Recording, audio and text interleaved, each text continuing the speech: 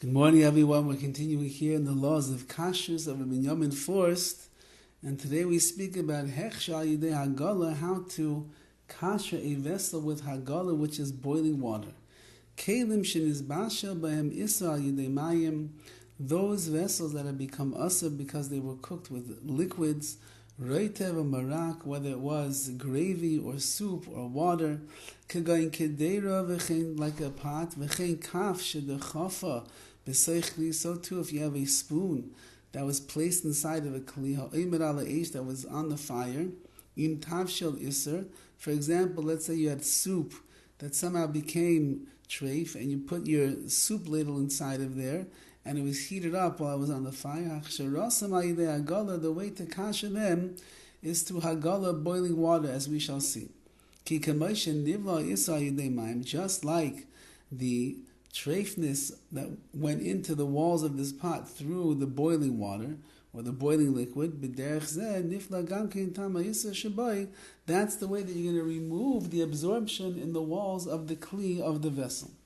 How to prepare the vessel before you are going to do this process of Hagalah, of the boiling water. Before you do this, you need to clean out the vessel. And you have to clean it very good. You have to get rid of any dirt, any residue, any even rust that might be on the walls of this kli. The reason is, it's very possible that some of the isser, some of the prohibited absorption is underneath that piece of rust. And the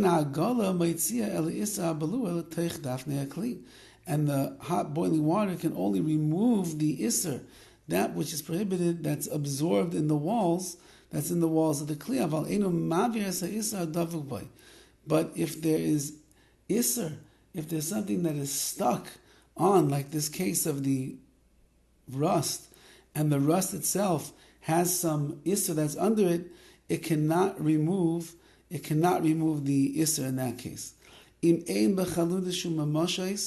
Now, if the rust has no real mamash, has no real essence to it, so just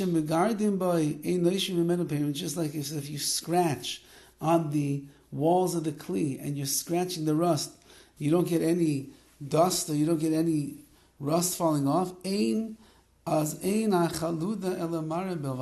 means the rust is just a chaluda, it's just like an appearance, just a color. And therefore you don't have to take it off of the kli because it's not mamashais. There's nothing substantial and there's nothing that can be hiding under it. If you have a vessel that is a very narrow opening and you can't get the rust out of there, then you would not be able to do Hagalah, to immerse this thing into the boiling water. And finally he says today, if you have a vessel that has like little crevices or little slots on there, just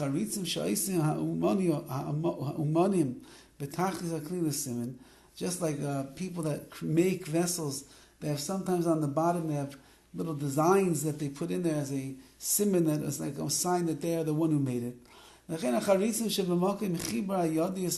too, sometimes there's charitzim, there's like slats or slots that are between the connection between the kli, the vessel itself, and the handle. You have to clean it out very well. If you can't clean it out very well, then the Hagalah, dipping it into the boiling water, is not going to work. Therefore, I'll give you an example.